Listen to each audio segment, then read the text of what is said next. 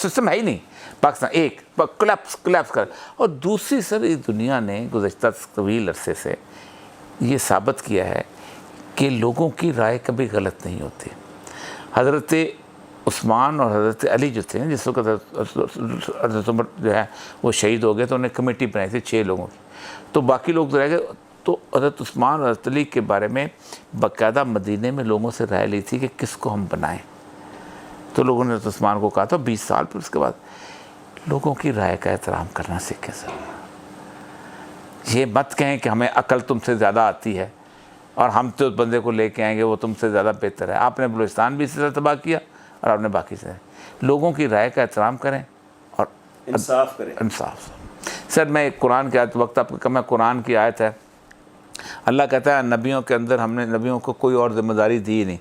ارسلنا رسولنا بالبینات، ہم نے رسولوں کو اتارا نشانیاں دے کے.